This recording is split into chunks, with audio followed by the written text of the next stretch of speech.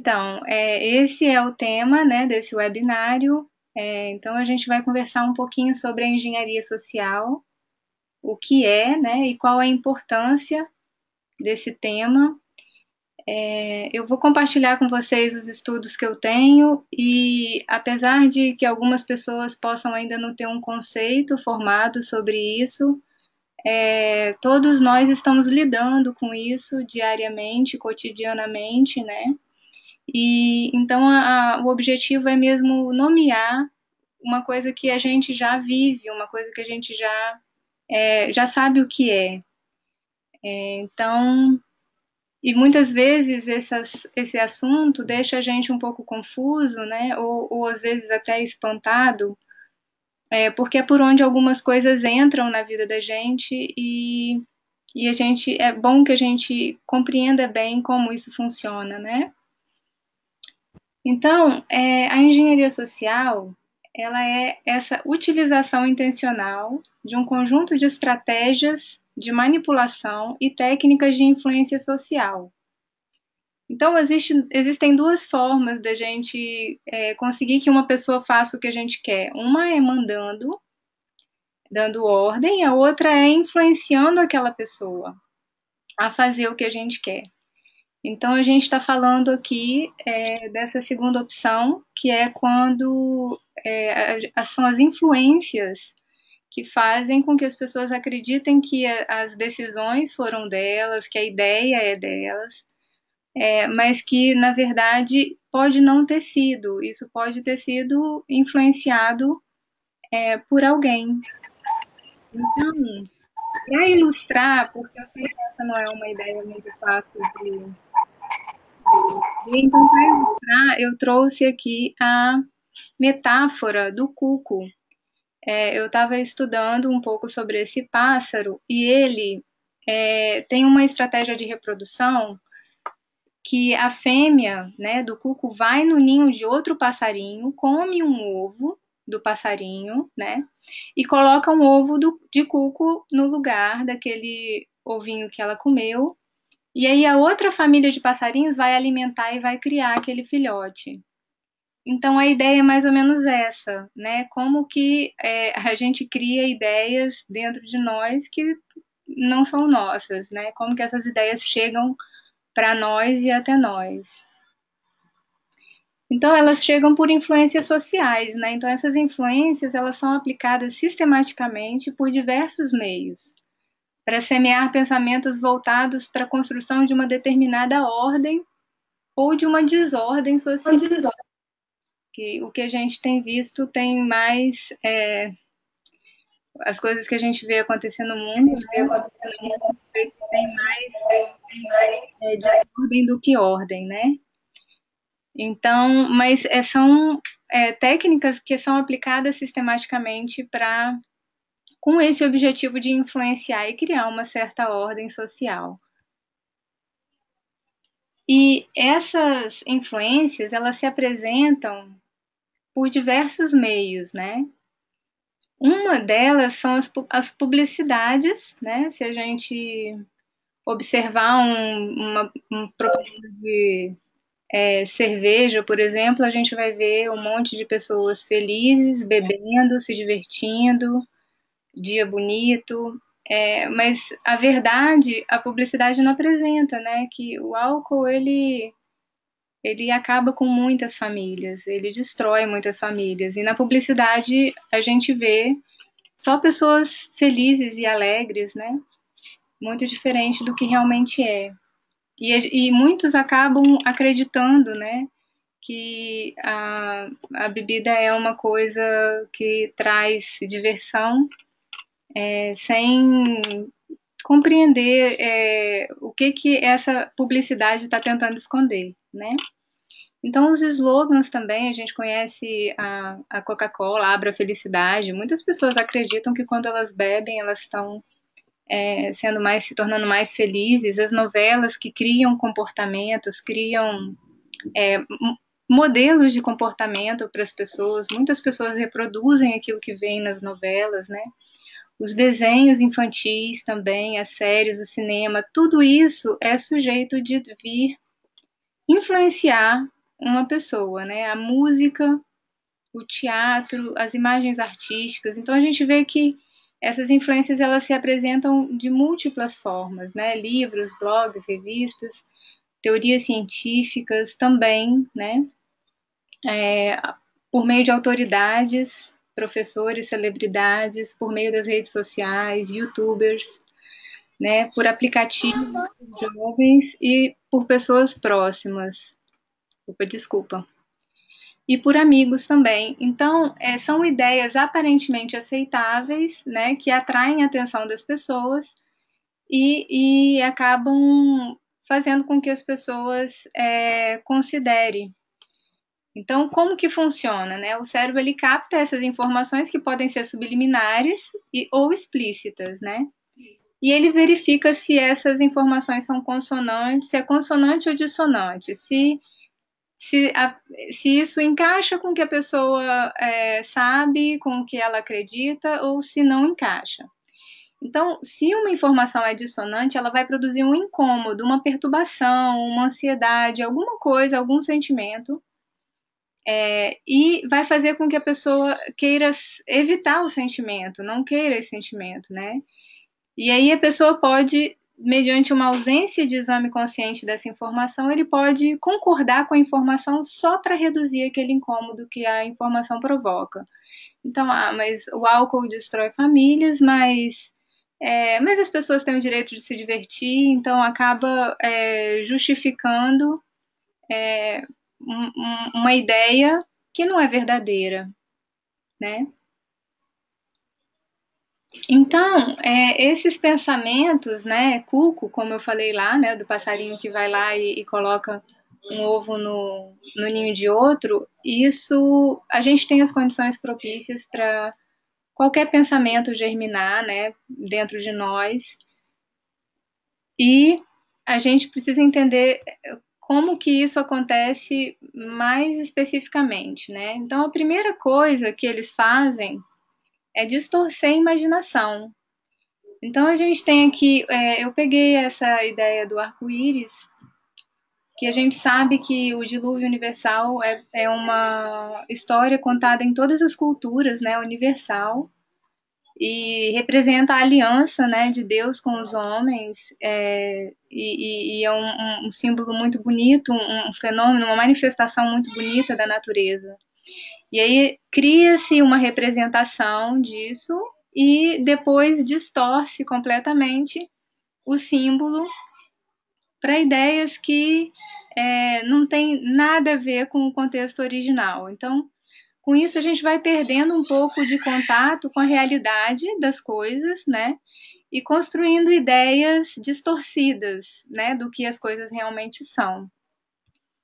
Então, isso é feito assim desde muito. Isso tem sido feito cada vez mais precoce, né? Essas técnicas têm sido utilizadas cada vez mais com o público infantil, com crianças, e, e isso é uma coisa que é importante a gente ver como que essas distorções estão chegando para as crianças também cada vez mais cedo. Eu coloquei aqui dois exemplos de bem infantis. A Masha e o Urso, ela é uma menininha muito agitada, né? Os pais não aparecem e ela manda nesse urso.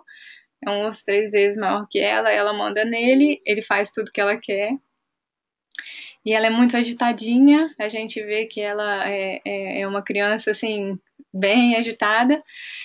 E outro exemplo é a Peppa Pig, que é uma família conservadora, tradicional, né? Tem o papai, a mamãe, a Peppa e o irmãozinho. Mas se a gente for avaliar como o pai é retratado, né, no desenho, a gente vê que não condiz com aquilo que a gente espera do lugar do pai, né? Então ela tem a questão do papai bobinho e umas outras coisas que acabam sendo uma possível fonte de influência para o imaginário infantil também, né? Então todos nós estamos sujeitos a essas influências e elas podem chegar por coisas aparentemente inocentes também, né? Então, Depois que é distorcida a imaginação, o próximo passo é implantar pensamentos capazes de modificar valores e atitudes. E um exemplo que eu gosto de ilustrar isso são os baobás do Pequeno Príncipe, em que ele diz que o baobá, quando ele é pequeno, quando ele está pequeno, ele é muito fácil de arrancar e é difícil de ver. E aí, quando os baobás vão crescendo e ficam bem gigantescos, eles são fáceis de ver, mas são difíceis de arrancar. Então, esses pensamentos que vão, alguns pensamentos, eles podem modificar valores e atitudes e se infiltrar, se implantar mesmo na forma da pessoa ver o mundo, na forma como a pessoa compreende as coisas. Então, é uma coisa que a gente precisa observar com atenção, né? E aí, depois que esses pensamentos já estão implantados, o próximo passo é convencer outras pessoas a praticar essas condutas pouco ou nada virtuosas. E aí começa realmente a influência, né? Influenciar outras pessoas e disseminar aquele pensamento para outras pessoas também. Que outras pessoas pensem da mesma forma, né? Então, por onde que esses pensamentos entram, como que eles se infiltram, né? Esses pensamentos é um funil para baixo, né? Como vocês veem, e é realmente uma coisa que leva para baixo, né? Então, a primeira forma é a vulnerabilidade, né? Então, assim, quando a gente tem, quando as pessoas têm a ausência de uma visão clara da realidade, de referências seguras, elas se tornam vulneráveis a esse tipo de pensamento. Então, por exemplo, uma criança vê um adulto mentir, isso causa dissonância cognitiva, porque isso faz com que a criança não tenha uma segurança, uma referência segura, né, do que é o certo e do que é o errado. Né? Quando um jovem torcedor vê o ídolo cometer um ato de violência em campo, isso também cria uma insegurança, porque parece que isso a violência é uma coisa normal, né? Como se porque o meu ídolo fez, então pode ser justificado. E um outro exemplo é a síndrome de Estocolmo, que são pessoas que sofrem sequestros e situações de cárcere privado. Elas geralmente elas perdem uma visão clara da realidade, elas acabam se afeiçoando com as pessoas com sequestradores. Então, assim, isso todas as situações que criam vulnerabilidade são portas de entrada para essa inoculação de pensamentos planejada, intencional, para mudar os valores das pessoas, de valores perenes, para valores superficiais, né? Então, a gente tem que esses valores superficiais, quanto mais superficiais forem os valores, mais maior é a tendência da pessoa se deixar levar por ideias que não condizem com a realidade, né? Então, está sujeita a pessoa valorizar coisas que não têm valor, né? E as coisas que realmente têm valor é porque a gente acaba valorizando só aquilo que tem preço, né? E esquece que as coisas mais importantes não têm preço, né? Então, isso vai criando distorções, né? Sobre distorções. Então, se a pessoa não compreender o valor do que realmente tem valor, o valor do bem, ela está sujeita a desvalorizar o bem e valorizar coisas que não são realmente valorosas, né? E uma outra porta de entrada para esses pensamentos, para essas ideias, para esses valores superficiais, né? É se deixar levar e fazer coisas distraidamente. Então, as pessoas que compram sem precisar, ou que compram porque está na moda, ou que compram porque o colega tem, então eu também quero, né? concordar com o grupo, né, e assumir ideias de outras pessoas como se fossem ideias próprias, né, isso também é uma porta de entrada, porque a pessoa pode assumir ideias que não são verdadeiras, que não são seguras, né? E uma outra forma é se a pessoa tem uma afeição por alguém e aquela pessoa fala uma coisa que não é verdadeira, ou que a pessoa não concorde, aquilo acaba sendo deixado como uma coisa menor, ou a pessoa acaba concordando só porque é uma pessoa que gosta que está falando, né? Ou uma autoridade. Então, essas também são portas de entrada das influências, né? Uma outra influência muito séria é quando uma pessoa se compromete com palavras, né? Então a gente vê que hoje em dia tem um conteúdo muito ruim sendo cantado nas músicas, né? Que os jovens têm acesso. E quando a gente sabe que a palavra traz tudo para nós, né? Então isso é uma coisa que nós sabemos, né? Nós recebemos isso do Mestre Gabriel, esse ensino. E então cantarolar uma música de conteúdo promíscuo é se comprometer com atitudes e coisas que não são positivas, né? Então aquilo acaba ficando no subconsciente da pessoa e acaba se tornando uma influência para o comportamento também. Né? Então, se a gente pudesse não ouvir, seria melhor, né? Cantar seria, assim, completamente desaconselhável, né? Uma outra forma de se comprometer com palavras é quando as pessoas se deixam aceitar alguma proposta, né? Se deixam levar por alguma proposta que ela precisa mentir para os pais ou enganar alguém para concordar para aceitar a proposta, né? Então, esse comprometimento, ele vai fazendo com que a pessoa perca os valores reais, né, os valores perenes, e se comprometa com coisas que não são positivas, né? E agir, né, em desacordo com aquilo que acredita. A gente vê que o funil está tá afunilando cada vez mais, né? Quando a pessoa chega a agir, quando ela começa a fazer coisas impróprias e justificar a própria conduta, né? Dizer, mas eu fiz por causa disso e disso. Ao invés de se corrigir, não realmente eu não devia ter feito isso. Isso vai, vamos dizer assim, entranhando as raízes do pensamento dentro da pessoa e a descida ao labirinto do Rei Minos, né? A pessoa acaba normatizando coisas que não são benéficas para si, né? E alimentando coisas que não devemos alimentar, né? Então, essa dificuldade de se corrigir e ficar justificando os erros, ela vai abrindo cada vez mais o caminho para essas ideias se infiltrarem e se implantarem com mais força, né?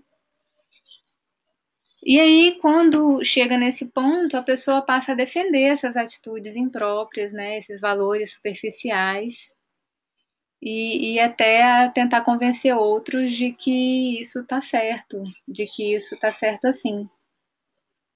Então, essa é a descida do funil, né? E aí o resultado disso é uma perda progressiva do senso de orientação moral, a pessoa vai ficando cada vez mais sem referências, né? E a prática dela vai ficando cada vez mais distante daquilo que ela sabe que é o certo, que é o que ela deveria fazer. E também vai perdendo a capacidade de se responsabilizar pelos próprios atos. Porque aí acaba achando que quando a pessoa não assume um erro e não corrige, ela acaba achando que sempre fez por causa de alguma coisa externa, né, e não por causa de si próprio, né, por escolha própria. E isso vai criando uma situação em que está sujeita a pessoa até se vitimizar. E a gente sabe que o mestre Gabriel ensinou pra gente que esse não é um lugar, não é um bom lugar para a gente ficar quando a gente quer caminhar para frente, né? Então, de acordo dentro da nossa cosmovisão espírita, né, eu selecionei algumas ideias, né, de que vejo que nós podemos fazer para nos defender, né, das engenharias sociais, desses pensamentos nocivos a qual a gente está exposto, né, nós estamos expostos no nosso cotidiano, né, então é muito importante que a gente consiga avaliar onde estão as distorções, a gente precisa identificar o que está distorcido, né? O que na nossa imaginação não está adequado com a realidade. E é muito importante também a gente alimentar uma imaginação saudável, porque pela imaginação as coisas boas podem chegar e coisas que não são boas também. Então, quanto mais a gente alimentar uma imaginação saudável, cada vez mais cedo, né? Pegando desde as crianças até a nossa própria imaginação, pessoas de todas as idades, isso é recomendável, para que a nossa imaginação nos eleve, nos leve para coisas reais, verdadeiras, né? E que tenham valor. E, e as referências seguras, elas são também muito importantes, né? O nosso mestre Gabriel também ensina que hoje em dia tem muito relativismo, né, do que é certo, o que é errado. Às vezes o que é certo para mim é errado para o outro e o vice-versa. E a gente vê muitas essas artimanhas, né, do jogo de palavras, do que é e do que não é. E o mestre Gabriel ensina para gente que quando ele fala que ele quer estar certo é perante Deus. Isso é mais um exemplo, né, de que não é estar certo perante o grupo, não é estar certo perante a celebridade, né, não é estar certo perante Deus, né. E uma outra coisa que eu vejo também, a gente tem estudado e tem se revelado uma boa ferramenta, né, para a gente conseguir compreender os erros, as falácias, os enganos, as ilusões, né, os argumentos falsos, né, falhos. É o estudo das palavras, né? Nós temos também um grupo que estuda essa arte das palavras, que é o Trivium. Também tem a arte dos números, né, que é o estudo dos números, que é o Quadrivium. Mas a gente conseguir perceber mesmo qual é a lógica por trás dos enunciados, né? Conseguir entender como que aquela construção foi feita, né? Daquela ideia foi feita e o que está sustentando ela. Porque muitas vezes algumas ideias a gente acha que estão bem sustentadas e quando a gente vai avaliar elas não têm sustentação nenhuma. Então, isso é um bom treino para nós, né, que sabemos do valor das palavras, da importância dos mistérios, né? Então, é uma coisa que pode ser feita. E já estou concluindo.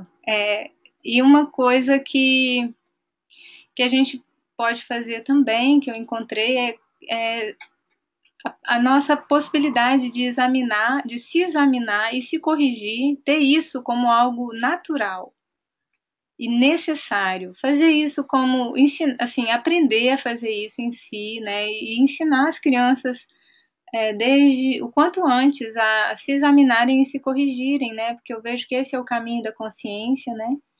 A gente perceber perceber o que a gente está fazendo, o que a gente está, como a gente está agindo, o que a gente está falando. Esse exame e corrigir não precisa ser uma coisa imposta, uma coisa dura, uma coisa rude, pode ser uma coisa natural, uma coisa necessária, uma coisa que a gente faz como um bem para nós mesmos, né? E a importância também de sermos bons exemplos, né? Independente se a gente é jovem ou se a gente já é adulto, a gente tem uma condição, né, de receber a partir dos ensinos do mestre, coisa que orientações que a maioria da humanidade não tem, né, demonstra não ter. Então, nós temos tudo para sermos bons exemplos e também plantando a bondade, a beleza e a verdade no mundo e a luz, a paz e o amor em nós. Eu vejo que assim a gente acaba se fortalecendo e, e não ficando vulnerável a tantas outras coisas que a gente está, né, em contato no dia a dia, no cotidiano. E aí a gente chega nesse funil para cima, né? É a forma como eu acho muito bonito de pensar a união, um funil que leva a gente para o alto. E quando a gente consegue romper aquele círculo das engenharias sociais, dos pensamentos que não conduzem a virtudes, né? A gente acaba iniciando o caminho do desenvolvimento das virtudes.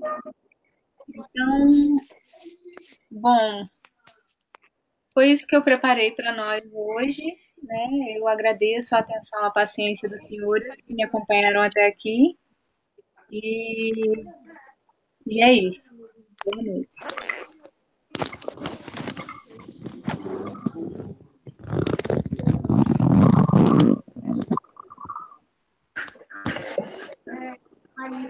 Bem, quero ser grato aí ao trabalho da Luana, que carinhosamente trouxe esses conteúdos para nós. Daqui a pouco nós vamos abrir para as perguntas de quem está acompanhando.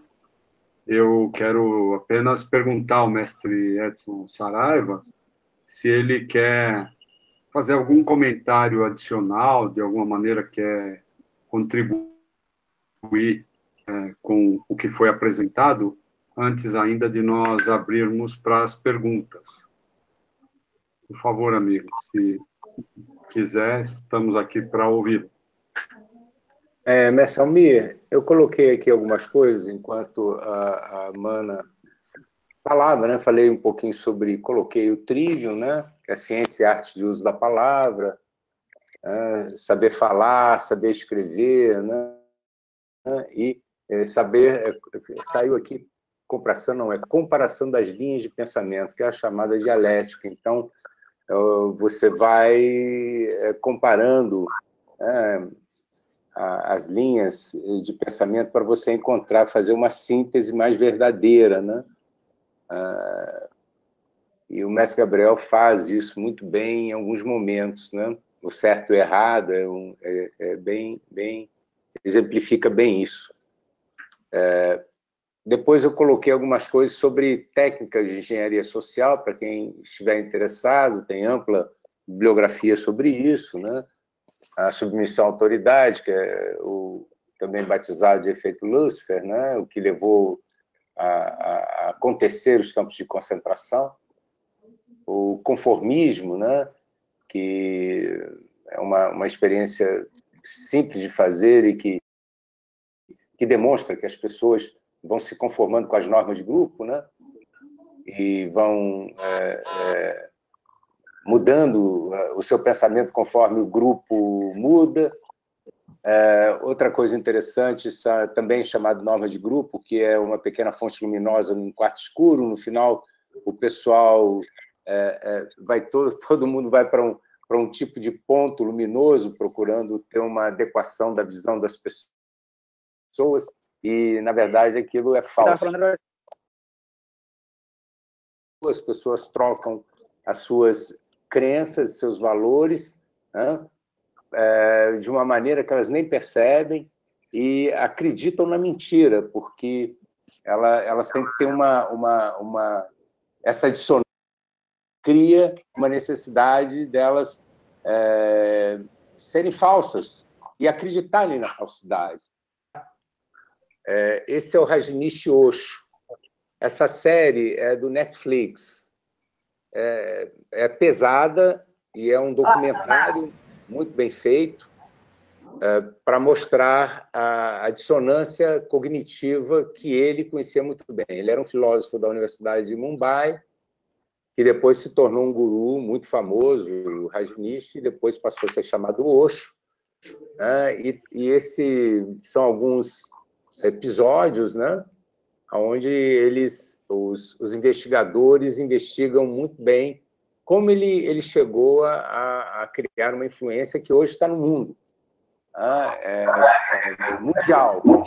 E escrevendo livros, a gente vê as pessoas até do centro, da direção, repetindo alguns mantras, vamos dizer assim, eu estou dizendo mensagens do Rajneesh, né, sem estudar profundamente o Rajneesh, o Osho, que aí vocês podem ver bem através desse Wild Country, que é o documentário no Netflix. Um outro importante, né, que é a Luaninha mostrou a Peppa, né, uma coisa tão inocente, né, Peppa Pig, né, que a família tradicional, vovô, vovó, papai, mamãe, os menininhos, mas a desconstrução da figura masculina é impactante. Se você olhar, você vai ver que há um enfraquecimento, uma fragilidade muito grande da figura do pai, do homem, nessa série. Né? É o que se chama costumeiramente de adesivo na janela. Eu vou só explicar um pouquinho para vocês entenderem. Houve uma experiência, eu não sei há quanto tempo, eu teria que procurar novamente, que alguns psicólogos sociais foram num bairro, numa cidade, né, numa determinada cidade nos Estados Unidos, e pediram para colocar um outdoor, eram casas, né, nos jardins, trazendo a mensagem politicamente correta de diminuição da velocidade. Diminua a velocidade. Claro que um outdoor ninguém quis. Eles deixaram passar um tempo, né? Passou um bocado de tempo, voltaram lá, e para aquelas mesmas pessoas, ninguém quis, 0% de aceitação. Já trouxeram a ideia deles deixarem colocar um pequeno adesivo na janela. E uma boa parte, assim, um percentual expressivo, deixou. Então, eles colocaram um adesivozinho na janela, já que eles não tinham deixado outdoor, deixaram um adesivozinho, dizendo diminua a velocidade. Passou anos, né? Passou um tempo, né? Lá na frente, eles voltaram, e em todas aquelas casas que eles conseguiram colocar os adesivos, eles pediram para as pessoas, então, colocarem o outdoor no jardim. E um percentual expressivo daquelas pessoas que tinham deixado o adesivo deixaram entrar, então, o outdoor no jardim. Então, as coisas são devagarinho, põe um adesivo na janela e vai chegando, e quando vê, tem uma descida ao inferno. Então, a Peppa Pig, né, é como um adesivozinho na janela, desconstrução da figura paterna, engraçadinho, tudo muito divertido. E chega até nesse documentário agora, de super-heróis drags, né? Eu não sei se vocês estão sabendo, mas já existem, no último congresso aí LGBT, eles chegaram a colocar 70 tipos de gêneros possíveis hoje no Brasil. O Brasil ultrapassou a possibilidade de gêneros dos americanos, que é 50, né? Pelo que eu sei, né? Mas ainda estamos um pouquinho longe da Alemanha, que é a última vez que eu vi alguma coisa de um deputado alemão, estava perto de 120. Então, isso é... Como é que começou isso? Com o adesivozinho na janela.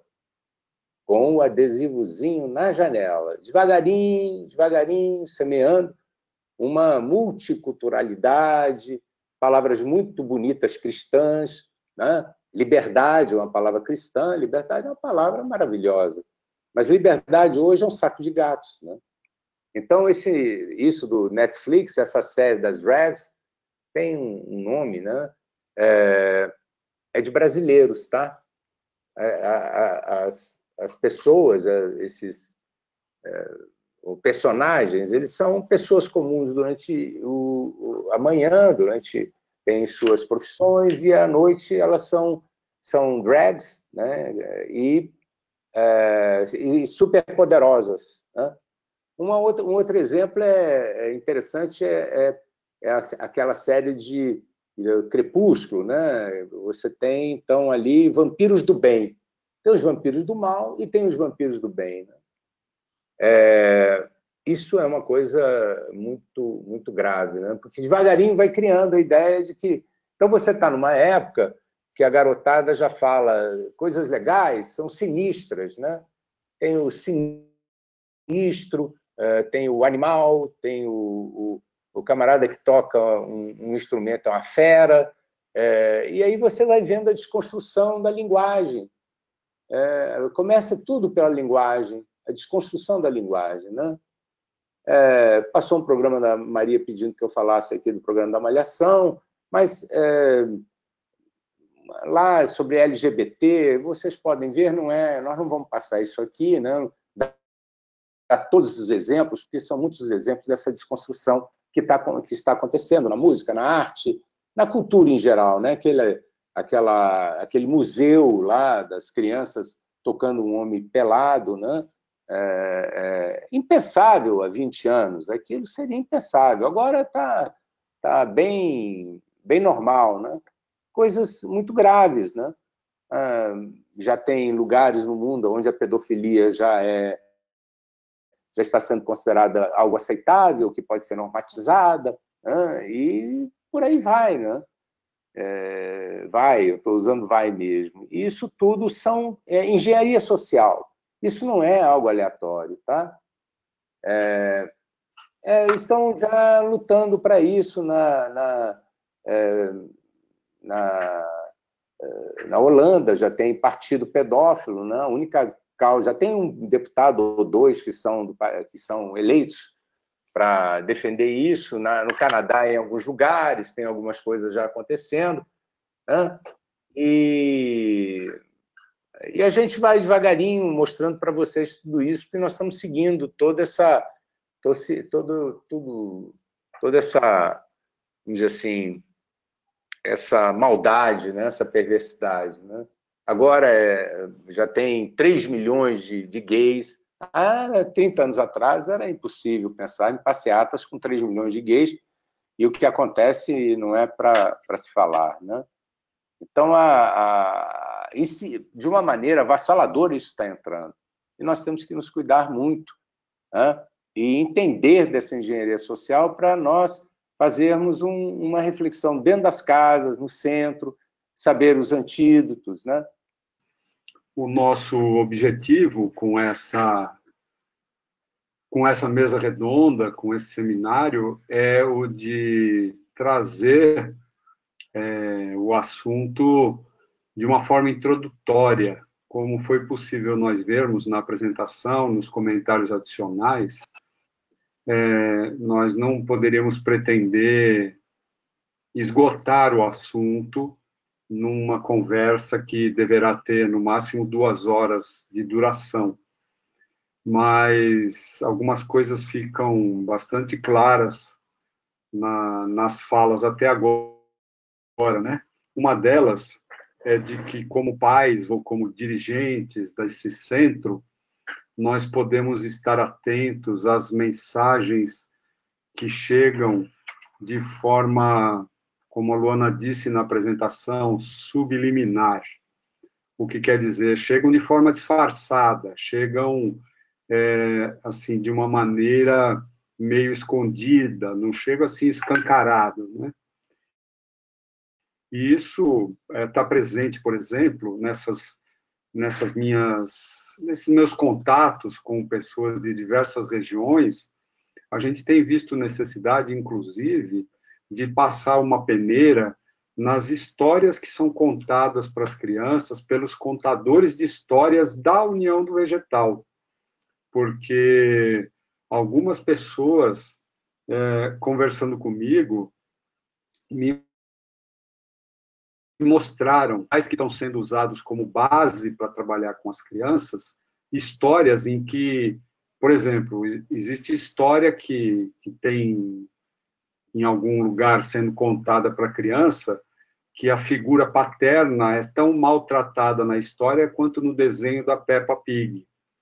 Então, não vamos pensar que engenharia social ela está presente só na propaganda da Coca-Cola, nos filmes de Hollywood e nas novelas da TV Globo. Existe uma necessidade de nós, de fato, olharmos com atenção para ver que tipo de ideias nós mesmos, como adultos, nós mesmos, como dirigentes, estamos aceitando, ou estamos, vamos dizer assim, relativizando, né? Como se a união do vegetal, nos seus valores essenciais, ela tivesse algo que precisasse ser atualizado ou modernizado. Esse tipo de pensamento que aqui e ali ainda aparece, ele é fruto de uma, vou usar uma palavra aqui pouco técnica, mas é como eu entendo, é fruto de infiltração desse tipo de mecanismos que estão sendo estudados. Então, nos seus valores morais e éticos, nos seus princípios, nos seus fundamentos, a união do vegetal não precisa de atualização. E, pelo contrário, nós precisamos, junto aos irmãos que chegam, às famílias que chegam, muitas delas muito influenciadas já por mecanismos como esses que estiveram sendo descritos aí,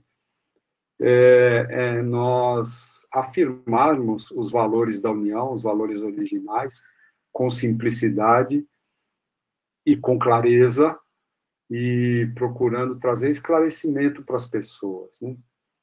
Eu achei particularmente interessante, antes de abrir para as perguntas, eu achei particularmente interessante os itens que a Luana colocou como possibilidades de atitudes que nós podemos tomar.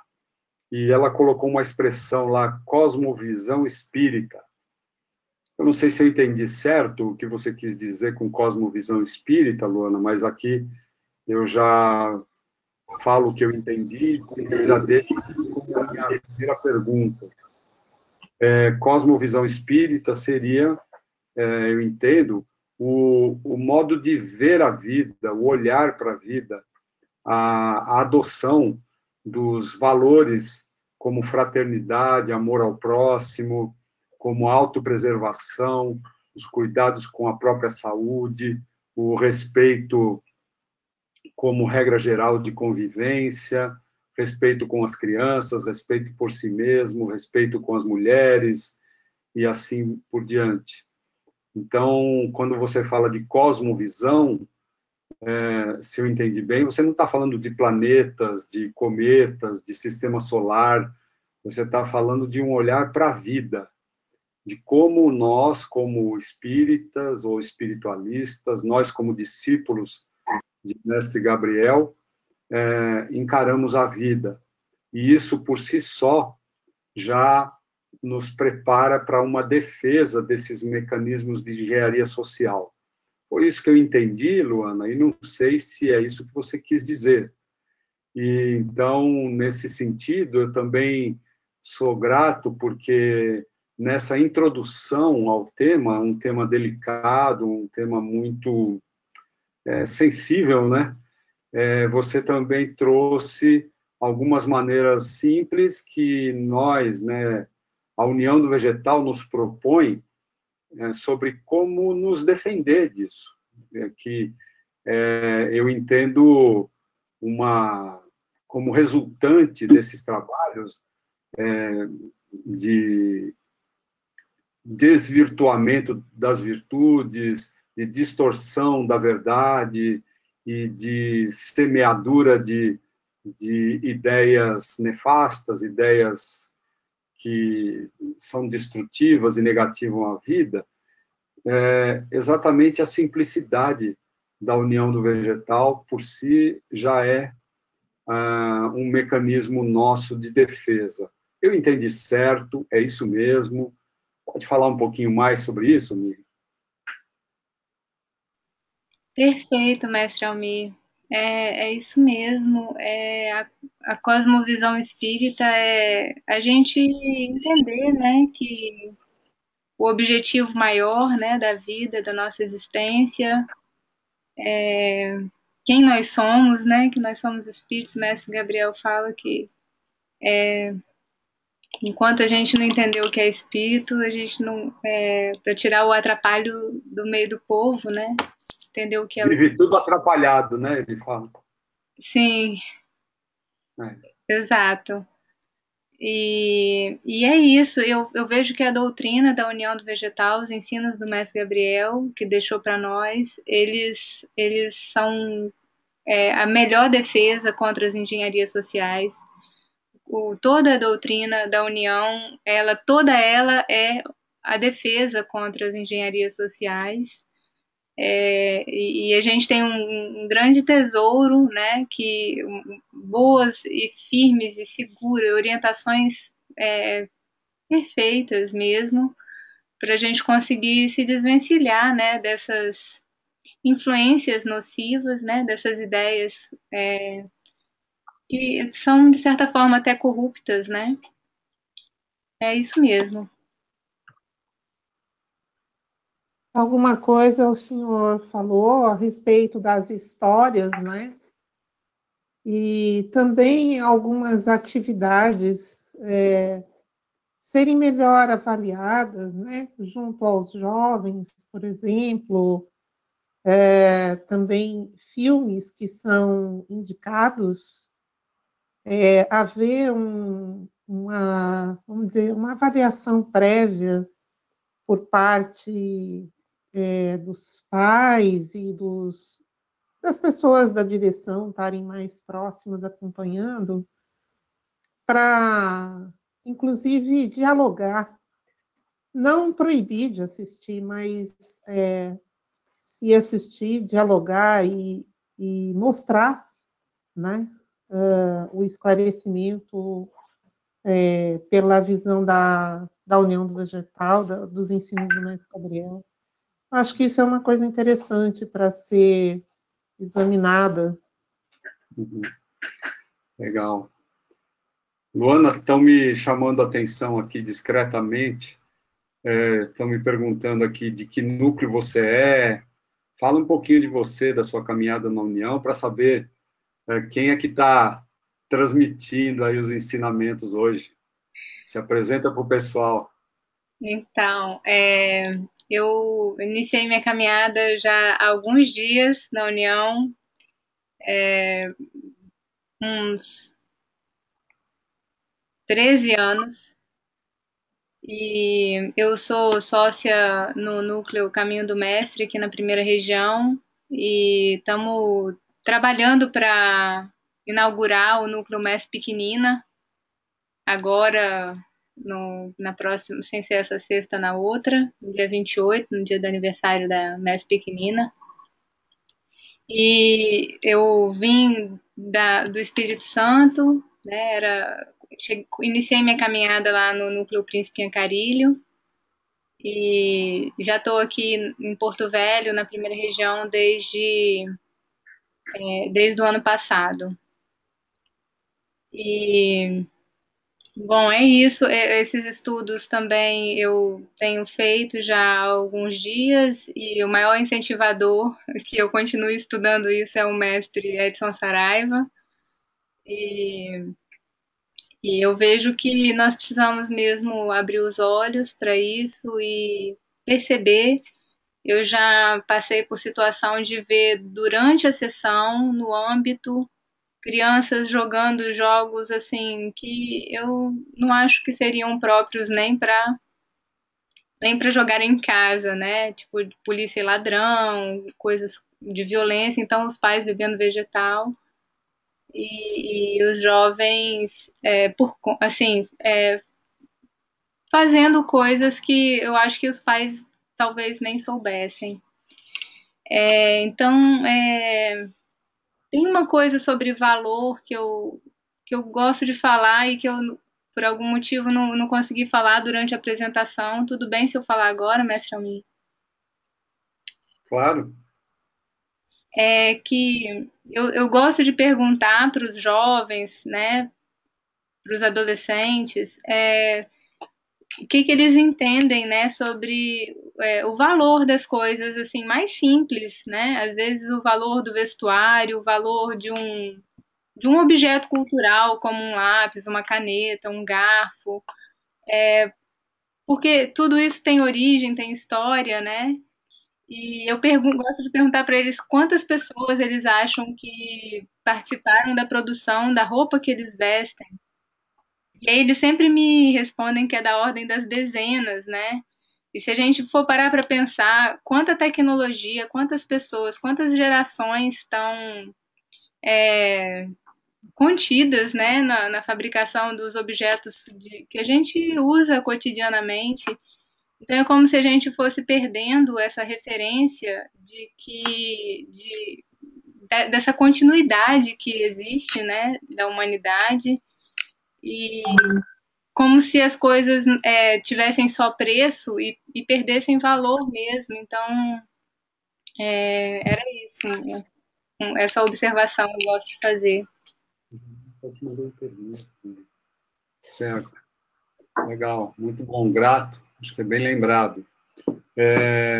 Tem perguntas aqui, por exemplo, alguém perguntou se polícia e ladrão é uma brincadeira ruim. Eu acho que a pessoa talvez esteja querendo entender, né, o que te leva a pensar como uma brincadeira ruim. Não, na verdade, eles Tá? Acho que vale a pena. o jogo era fugir da polícia, assim, e eles tinham que matar. Era um jogo virtual, né? Eles tinham que, enfim, matar, e era uma perseguição. Eles eram os bandidos e a polícia estava atrás deles. Então, assim, isso vai formando o imaginário infantil, né? Eles se colocam ali, eles estão se colocando, é um jogo, é uma simulação, né? É um ambiente virtual, mas eles estão se colocando ali como bandidos, né? Fugindo da polícia. Então, isso acaba entrando no imaginário de alguma forma e está sujeito a criança perder uma referência, né? Ou não conseguir construir uma referência clara do que é certo e errado, né? Que era aquilo que a gente veio falando na apresentação. Como que essas ideias elas podem ir se infiltrando aos poucos, né? Por coisas aparentemente sem importância, né? Algumas coisinhas sem importância que eu acho que, no fundo, se a gente não cuidar, né, e não orientar se aquilo é apropriado ou não, entender o que a criança está entendendo a partir daquilo, né, está sujeito a ser uma porta aberta, né, criar uma vulnerabilidade aí para as engenharias sociais. Tá certo. Existe uma pergunta aqui, se nós podemos criar a nossa própria engenharia social e se isso é saudável. Essa pergunta, a gente vem, de vez em quando, a gente discute ela nos grupos de estudo, né? A gente conversa sobre ela, porque é isso, né? Existe influência do bem, né? Mas eu vou falar minha visão pessoal. Pode ter alguém que pense diferente, né? Mas eu vou falar o que eu tenho entendido a partir dos estudos que eu tenho feito, né, sobre esse assunto. É que, assim, esse arrastamento para o bem, essas influências para o bem, elas pode ser que não sejam muito sólidas, da mesma forma que a consciência é uma coisa mais sólida. Então, eu acho que a pessoa ela precisa entender, compreender o que o que as coisas são e o que as escolhas que ela faz, mais do que ser levada a fazer porque alguém influenciou ela a fazer. Assim, eu acho que as pessoas precisam fazer pela própria consciência. Eu acho que esse é o caminho mais seguro, porque depois que a pessoa faz pela própria consciência, porque ela não tem outra, ela não consegue ver outra forma, a não ser fazer o que tem que ser feito. Isso eu acho eu acho melhor porque isso é mais difícil de tirar da pessoa, né? Se a pessoa faz por influência de outra, pode ser que aquilo não seja muito firme dentro dela, não seja muito sólido, né? E a consciência eu vejo que é um caminho sólido e seguro para as pessoas poderem agir de uma forma positiva, né? De acordo com o bem, de acordo com o que deve ser feito, né? Luana, Hum, não sei se a minha visão é muito simplista, mas para resumir o tema que você nos apresenta, nós estamos falando de técnicas de manipulação. E eu concordo com a sua visão, porque tem uma palavra que eu acho que é um dos fundamentos da união do vegetal, porque, pelo menos para mim, funcionou como algo que me convenceu da seriedade da proposta do mestre Gabriel. Ele não quer que ninguém acredite no que ele fala, quer que a gente examine. Então, eu não consigo conceber a gente tentar trabalhar mecanismos de manipulação. Eu penso que o desenvolvimento da consciência é o caminho do espírita. Eu acho que isso está dentro da visão que está sendo proposta como um antídoto, uma forma de combater isso. Então, eu concordo com a tua visão. Pode ter outras ideias aí, né? Nós estamos num campo de estudos e um estudo que está começando. Mas o nosso lastreamento, a nossa âncora é sempre a palavra do mestre, né? Então, essa palavra, para mim, ela fundamenta essa resposta que você deu. E aí tem uma outra pergunta aqui, que é a seguinte: se o termo é engenharia social, existe um... A pergunta não está exatamente assim, deixa eu ver se eu acho exatamente a pergunta.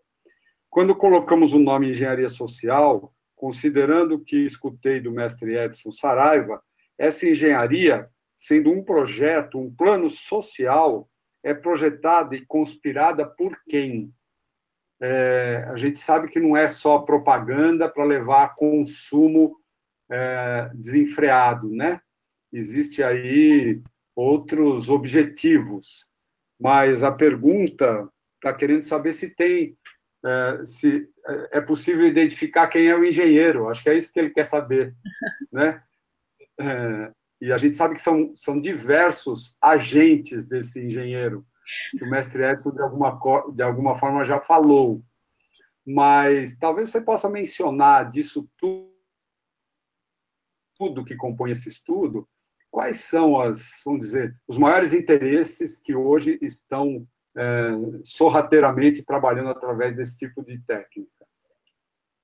será que o mestre Edson não quer responder essa? Pode ser.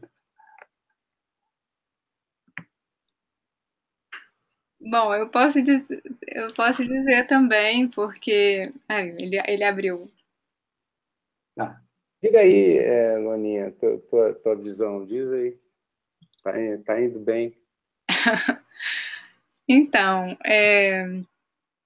o engenheiro, né, social, o mestre Edson falou, eu ouvi ele dizer que é o é a força negativa mesmo, né? Que atua por meio de algumas pessoas, disseminando mesmo essas ideias que tiram a gente do caminho, né? Do caminho de Deus. E, e aí as pessoas que vão se desviando do caminho acabam se tornando, propagando, né, essas ideias e a gente tem que ter um tanto de firmeza, né, para se firmar no caminho, para não se deixar levar por essas ideias, porque o objetivo é arrastar, né? Arrastar as pessoas e afastar as pessoas de Deus, afastar as pessoas da realidade, do que é correto. Então, são múltiplos agentes, mas todos influenciados pela mesma estação. Veja, o mestre Gabriel fala sobre, assim, eu vou usar uma palavra que não é ele que fala, né, mas a gente pode ver que é a soberania da palavra, né? E a palavra que peneira, né? Então, eu tenho que dialogar com meus filhos, mas eu preciso abrir um diálogo comigo mesmo, né? Nas minhas crenças, primeiramente, né? Mestre Almir tocou num ponto muito fundamental que a gente tem ouvido há anos, né?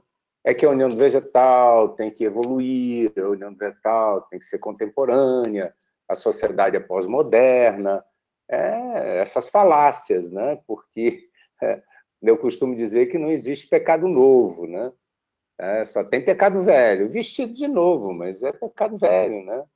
Eu até brinco que se alguém conseguir encontrar um pecado novo aí no meio da praça, né? Por favor, me mande um e-mail, né? Que eu estou interessado em saber um pecado novo. Mas, mas eles se vestem de N maneiras, né? E rebuscadamente. Existem intelectuais que vendem um peixe, né? Muito bem vendido. Não quero falar em nomes, né? Porque nós estamos num momento de política, né? E aí a gente começa a falar mas então ele está falando a favor de quem, ou contra quem, ou isso, aquilo, né? Mas existem intelectuais que cruzaram, por exemplo, o materialismo social e científico com as teorias de Eros, né? De erotização da sociedade. Por isso que eu acho muito importante para vocês iniciarem a saber o tamanho do problema disso por um místico muito badalado, que é o Osho Rajneesh. O Osho Rajneesh, eu vou colocar o nome dele das antigas, Rajneesh, ele foi mudando o nome, foi mudando o jeito dele de falar. É uma coisa bem interessante. E os livros, para quem lê, tem muita gente que lê livro do Rajneesh, me cita, gente da direção, me cita, mas o Rajneesh diz isso, nossa, o Rajneesh diz isso. O Rajneesh disse e está dito, né? Tá bom. O arrasto, a submissão à autoridade do Rajneesh, né? Parece que o Rajneesh é uma autoridade, né?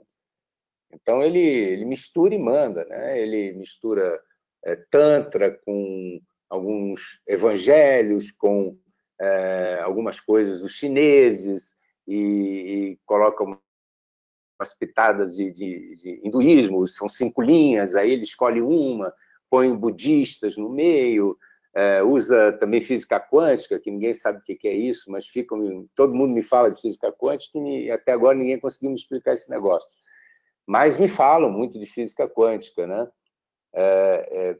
Que é o princípio da incerteza, que é interessante na área da física, mas pode ser trazido isso até para a sociologia, né? Como a teoria da relatividade, que era algo somente do mundo do espaço-tempo, e foi trazido para dentro do social, né? Do psicossocial, tudo é relativo, né? Então, o povo inventa, né? Muita coisa, e nosso povo cai. Não vou dizer todos, né? E como disse o mestre Almir, nós estamos recebendo muita gente com 1/4 da história e já deduzindo tudo daquela história, né?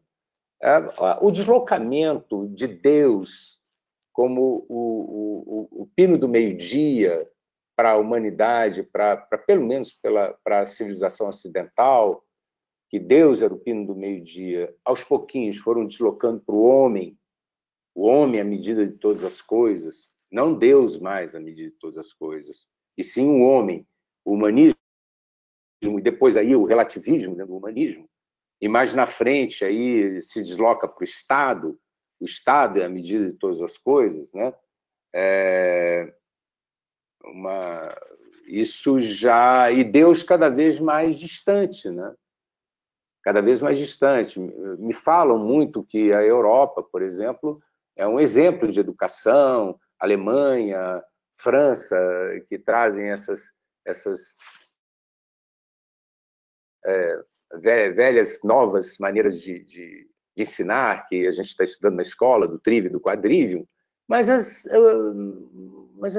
igrejas estão vazias, as igrejas são museus. Como é que tem trivium e quadrivium lá? Que trivium e quadrivium sei Deus, como o pino do meio-dia, não é trivium e quadrivium. Como é que aconteceu isso? Como é que vão tirando devagarinho, né, as coisas mais importantes, vamos dizer assim, a área, a teologia de dentro das... Hoje em dia querem que a gente estude, que as crianças estudem sexologia nas escolas, mas nem fala de teologia, nem escolas, às vezes, cristãs, nem escolas cristãs trazem esse assunto na altura que tem que trazer, a teologia como nosso estudo do que é o transcendente, o que o inanimado, o altíssimo. Isso não se traz mais, né? Então nós temos que trazer isso para dentro com mais qualidade para os nossos filhos. Eu recomendo que vocês vejam esse documentário do Wild Country. Eu acho que é isso, Wild Country, do Rajneesh Osho, para vocês entenderem bem esse movimento místico materialista, tá? E ali vocês vão tirando um bocado de linha de por onde tem esses pequenos engenheiros de periferia fazendo essas modificações das concepções dos velhos, virtudes. As virtudes hoje você tem que dizer virtudes cristãs, porque tem tanta virtude, amigo. Infelizmente, né? Certo. Grato, amigo. Estão surgindo aqui, muito grato, mestre Edson, é isso? É isso, amigo, é isso. Sim, senhor. Tem aqui diversos comentários no nosso chat aqui, no bate-papo, e algumas perguntas. Eu não sei se vamos conseguir ler todas. Quero registrar aqui a Renata Lucena, de Portugal. Bom dia, aqui em Portugal, 1h23. Boa palestra, bom tema. Legal, grato, Renata, pelo prestígio. Tem um comentário aqui do Paulo Gutenberg. Através da palavra é possível reprogramar formas de pensar e maneiras de agir. A palavra bendita tem valor vital. É isso mesmo, é o que o mestre Edson disse aí. Uma das missões que eu vejo mais importantes da União é restaurar a força da palavra. Então, vamos continuar estudando nas nossas sessões e aprendendo a falar cada vez melhor para podermos fazer a nossa parte, né? O nosso trabalho edificante como espírita. Aí tem uma pergunta aqui da Thaisa. Será que não é perigoso colocar as pessoas que pensam de acordo com as ideias com as quais não concordamos como agentes da força negativa? Essa aqui eu vou me permitir começar respondendo. Thaisa, não é disso que se trata. Não é isso que a palestra abordou, e também não vi isso nas palavras de mestre Edson, respondendo a pergunta ou fazendo seus comentários. O que nós estamos falando é de um estudo aprofundado a respeito de uso de linguagem escrita, linguagem falada, linguagem visual, através de meios muito diferentes, inclusive literatura, histórias infantis, quadrinhos, etc., com objetivos manipuladores, objetivos de corromper valores. É disso que se trata. Não se trata aqui de demonizar pessoas que pensam diferente da gente, mas está bem longe. Se isso ainda não ficou claro, isso é sinal que a gente precisa simplificar ainda mais nossa linguagem, e você pode ficar à vontade para fazer suas perguntas, para que a gente possa diferenciar isso bem. Veja que até mesmo com bons valores, o comentário que eu fiz foi no sentido de que nós não vamos usar as mesmas técnicas para procurar disseminar os nossos valores, porque a manipulação, vamos dizer, a manipulação para valores ligados a Deus, a crenças religiosas, ela vai gerar o quê? Fanáticos e beatos. E isso, na União do Vegetal, nós temos muitas razões para não incentivar, que é a multiplicação de fanáticos e beatos, que são pessoas que não pensam, elas agem segundo a consciência de outro, e agem como se fosse pensamento delas, mas elas não são originais, ou seja, não estão sendo livres para pensar, estão sob algum tipo de manipulação. Então, por isso, eu externei dessa forma. Não significa de forma nenhuma me recusar, ou não percebi isso na exposição da Luana, de nós olharmos para alguém que pensa diferente e acharmos que isso está errado. O próprio estudo proposto pelo mestre Edson, de teologia, ele é exatamente estudar diferentes abordagens religiosas para um único Deus. Então, não podemos correr o risco de ser simplista aqui. Mas eu estou vendo vários comentários aqui que, infelizmente, eu já vou dizer, nós não vamos conseguir ler todos, mas tem uma pergunta, Luana, que talvez você possa nos auxiliar, dizer, como levar algum tipo de conteúdo sobre isso para os núcleos. Será que nós já estamos nesse ponto? Será que nós temos condições de propor alguma coisa já estruturada para os nossos núcleos?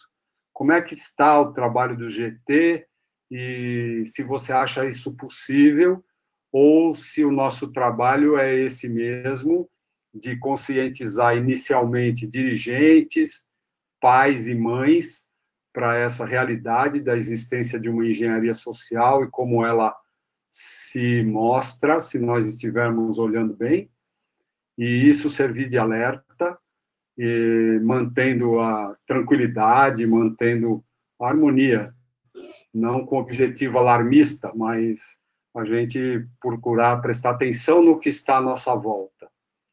É só isso que nós podemos fazer ou podemos fazer algo mais, levando alguma coisa de conteúdo para os núcleos? O que é que você responde, minha amiga? Então, mestre Almir, nós estamos trabalhando para desenvolver, né, algumas possibilidades e eu vejo que quanto antes, né, a gente conseguir plantar, né, os valores, né, dentro das crianças e quanto mais a gente puder preservar a imaginação delas, de coisas distorcidas e promíscuas, né, e ilusões, né, principalmente na primeira infância e depois orientar, né, que eu acho que é esse o trabalho que a gente já vem fazendo, né, na orientação espiritual. Vejo que isso é uma coisa que é trabalho de prevenção, né, prevenção primária. Uhum. Auxiliar os pequenos a terem referências claras e seguras do que é real e do que de acordo com o que a gente vem aprendendo, né, nos ensinos deixados pelo mestre Gabriel. E a gente tem desenvolvido lista de filmes e selecionado alguns livros, blogs, textos. Isso a gente tem feito lá no GT.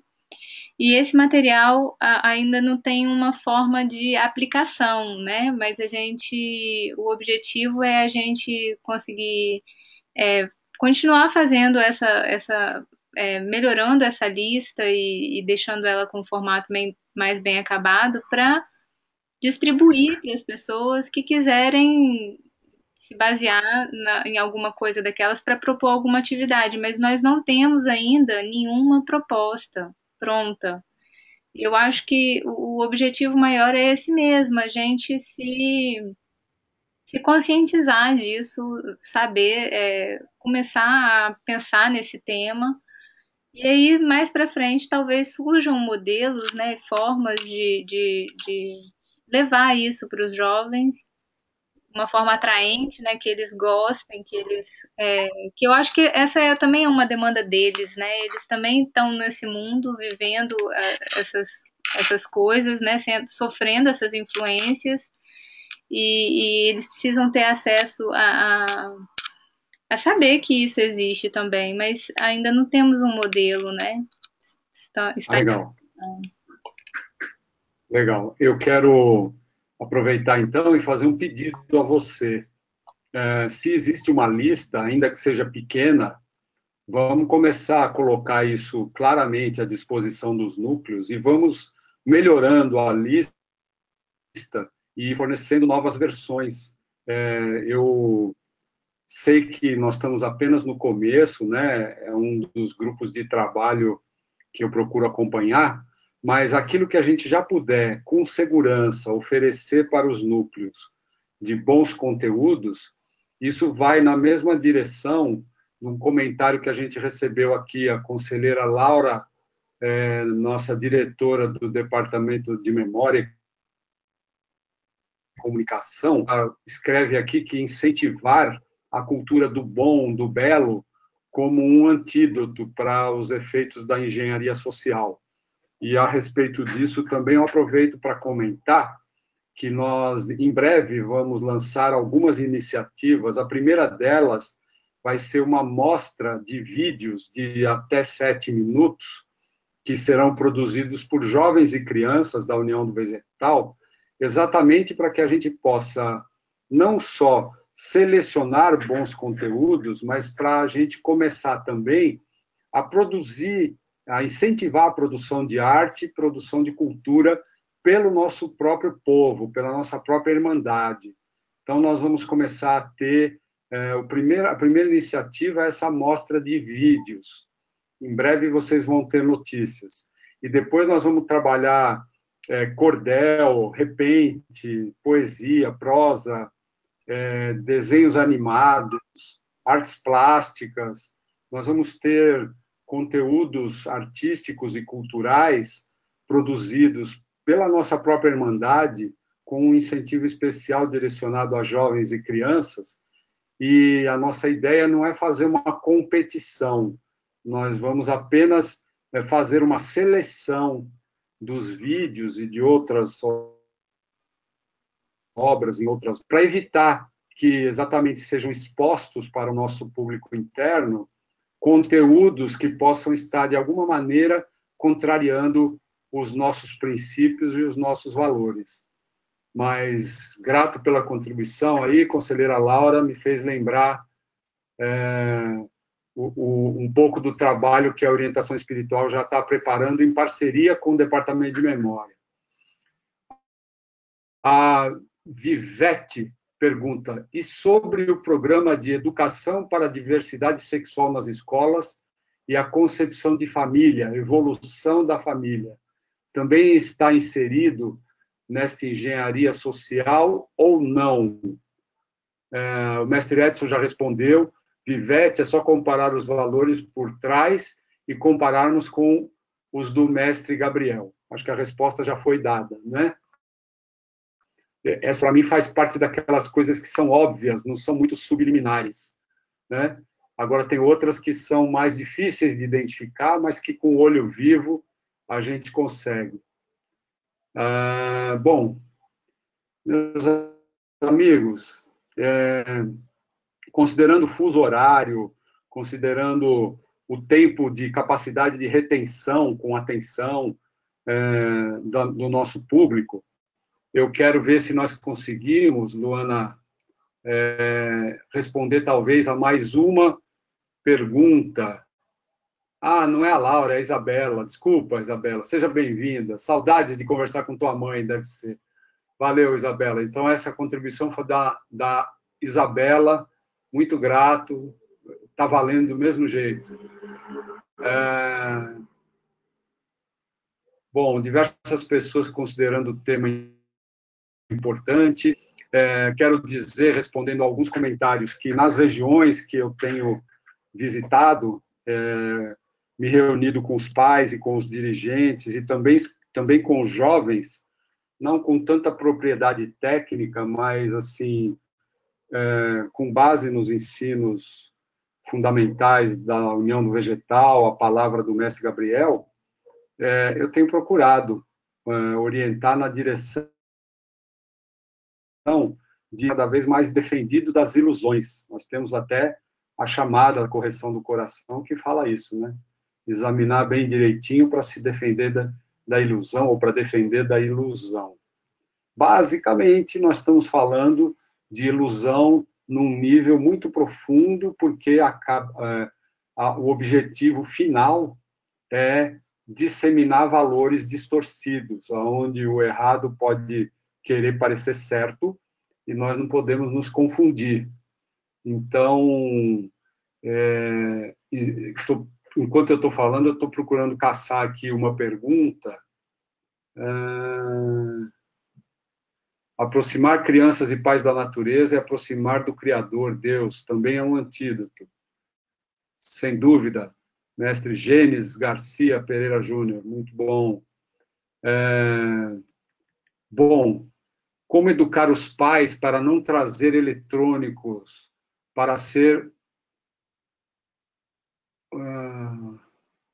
utilizados durante a sessão sem chatear os pais. Fernanda Cabriotti, para todos nós. Olha, Fernanda, aqui nós estamos fugindo um pouco do tema, embora a gente saiba que os eletrônicos sejam um meio de disseminação desses conteúdos.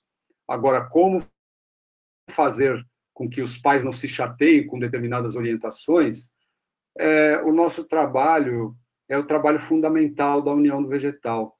Cativar os pais para que eles se conscientizem de que eles também, e também não, eles são os primeiros. Nós, pais e mães, e avós e avós, somos os primeiros que devemos estar receptivos às orientações que a União do Vegetal tem para nos transmitir. E assim nós temos oportunidade de revisar os nossos próprios valores pessoais, para ver o quanto nós estamos, de fato, alinhados com os valores do nosso mestre. Nós estamos todos nesse aprendizado. Então, os senhores pais e senhoras mães precisam, em primeiro lugar, ser cativados, precisamos nos tornar pessoas confiáveis para eles, para que eles possam perceber o grau de importância da missão deles de educar seus filhos e como é importante que eles parem para pensar no que estão fazendo.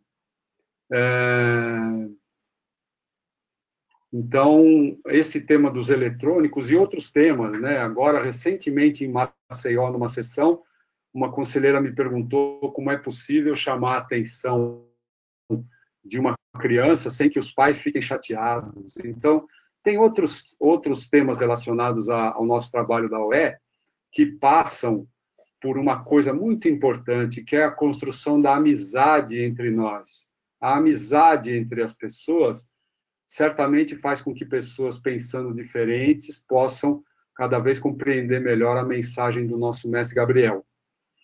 Então, como se alimenta a imaginação saudável? A Márcia Bessa faz essa pergunta, e eu estou sendo um pouco arbitrário aqui, estou elegendo essa pergunta para a Luana responder, mestre Edson responderem, e a gente fazer um fechamento dessa nossa reunião de hoje. Então, por favor, como se alimenta a imaginação saudável? Capricha aí, Luana, sua resposta, por favor. Então, É um desafio porque as crianças hoje em dia elas têm acesso a muitas informações, né? Por muitas partes. Hoje as crianças já nascem conectadas, né? Então, alimentar essa imaginação saudável é um desafio para todos nós. Eu também sou mãe, e eu sei o tamanho desse desafio. Uma coisa que eu costumo fazer é ler contos de fadas, né? Que são histórias de superação.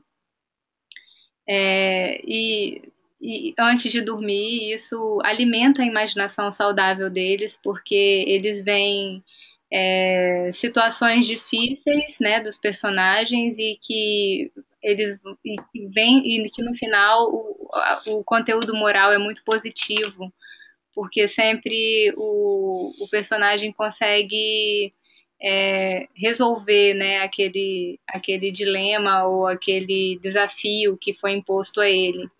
E isso é um excelente alimento para a imaginação das crianças, né? Mas como já foi dito aqui, não é qualquer literatura, né, infantil que é apropriada, não é qualquer música que é apropriada. Então, a gente acho uma boa forma de avaliar se o conteúdo ele é saudável para a imaginação das crianças, é a gente examinar mesmo as palavras e o direcionamento, para onde que aquilo está levando e que tipo de influência aquilo quer fazer no pensamento dos pequenos, né? O contato com a natureza, que foi dito aqui também, é muito benéfico e saudável. Isso ajuda a produzir sensações agradáveis, né? E regular também a nossa fisiologia. Muito benéfico esse contato com a natureza.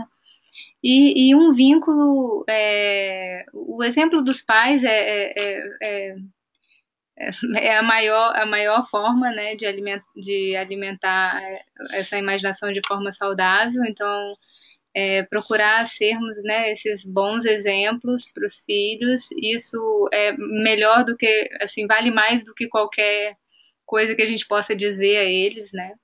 O que a gente faz, eles são muito imitativos, né? Então eles reproduzem os gestos, as atitudes, né? Então se a gente mostra para eles pelas nossas atitudes a beleza, a verdade, a bondade, isso com toda certeza vai alimentar de uma forma muito positiva a imaginação deles.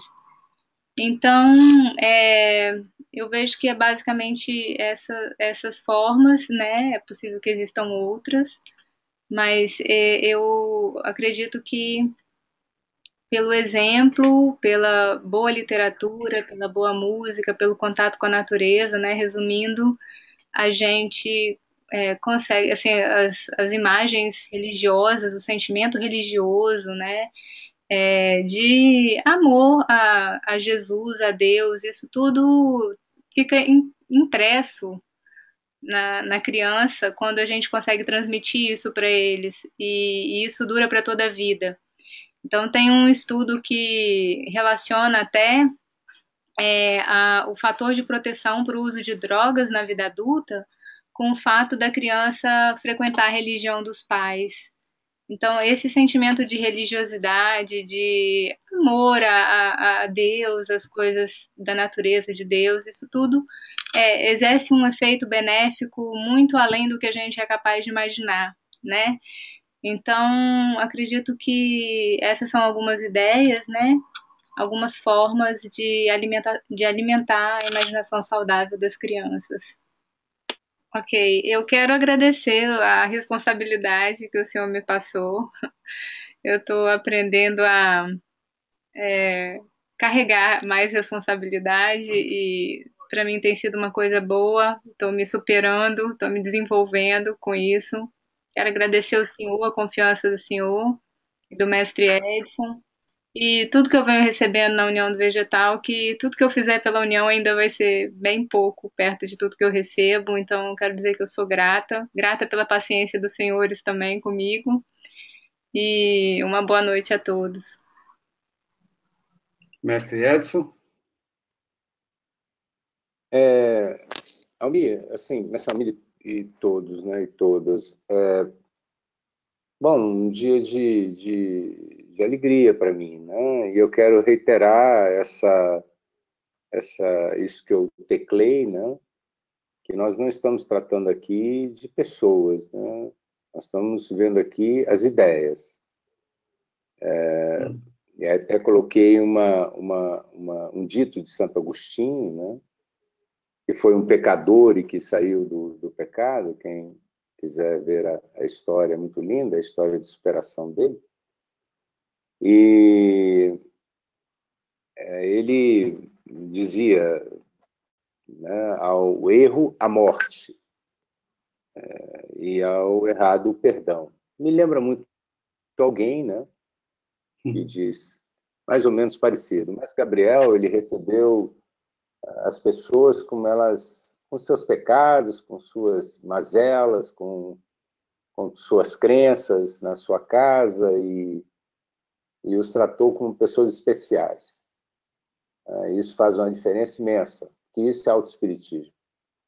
Nenhum de nós aqui é capaz de garantir que eu, por exemplo, não sou capaz de garantir que eu não fui um indivíduo muito perverso há umas 5 gerações, 5 encarnações, ou 3, ou 2. E então não se trata disso. Nós estamos falando das ideias, né? Das ideias que têm um potencial, como diria a Idade Média, um cubo, né? Um cubo seria um demônio na forma de ideias. E as ideias que são capazes de perversas, né? E as ideias atingem as pessoas, né? E como elas atingem, como elas penetram, como elas se instalam na vida das pessoas por mecanismos mentais, por mecanismos emocionais, é o que nós estamos estudando aqui. Como é que uma pessoa é prisioneira de tanta coisa hoje que a gente está vendo no mundo. Mas eles são nossos irmãos. Nós nunca podemos esquecer isso. Todos eles são nossos irmãos. E essas são minhas palavras, né, para concluir isso. E essa bela e boa e verdadeira palestra com tantas pessoas que querem conhecer mais como trabalhar com seus filhos e como fortalecer suas famílias. Felicidades para todos, tá? Muito grato aí, mestre Edson, por todo o apoio e constância, ligação com o trabalho que vem sendo desenvolvido. Quero ser grato a todas as pessoas que aderiram à ideia, que estão conectados até agora, e dizer que nós estamos procurando trabalhar, meus amigos, com segurança, com cuidado. Esse é um tema que requer dedicação, e tem um GT especificamente que está se dedicando a ele. Nós temos diversos temas dentro deste tema, nós voltaremos a ele, nós teremos outras oportunidades de conversar sobre isso, de debater e de apresentar propostas de como trabalhar para não deixar que os efeitos do que está já hoje identificado possam destruir famílias e prejudicar o desenvolvimento das pessoas, em especial nossas crianças e nossos jovens. Então, esse é um primeiro, né, um piloto, como eu disse. Estou bem receptivo a todas as contribuições, todas as oportunidades que os senhores identificarem de nós oferecermos algo melhor, num formato melhor, numa organização melhor, e nós vamos distribuir, sim, para todos esse conteúdo em forma de áudio, e vamos também colocar à disposição em PDF a apresentação que a Luana fez para nós, gentilmente, e agradeço a ela, a você, Luana, em especial, pela extrema assunto e pensando em todos nós, nossos irmãos, né? E, então, minha gratidão a você. E pelos comentários que eu consegui ler, que não foram todos ainda, penso que pode ser bom, Janine e Márcio, que estamos acompanhando a conversa, a gente extrair algumas falas e alguns diálogos que estão aqui no bate-papo e colocar também como anexo, porque são contribuições muito interessantes para tudo que nós conseguimos tratar até aqui. Então, muito grato, Janine, pelo apoio, pela correria. Acho que estamos conseguindo fazer alguma coisa que supera, inclusive, as expectativas iniciais pelo número de participantes, um número muito expressivo, não havia essa expectativa da nossa parte, da coordenação da orientação espiritual, que aceitou a ideia de fazer esse primeiro seminário, e logo nós vamos ter um calendário, uma programação, e outros grupos de trabalho que estão funcionando na orientação espiritual também vão poder apresentar aqui seus conteúdos, e espero fazer isso com a devida antecedência, para que as perguntas também cheguem com antecedência e a gente possa atender melhor, tá bom, gente?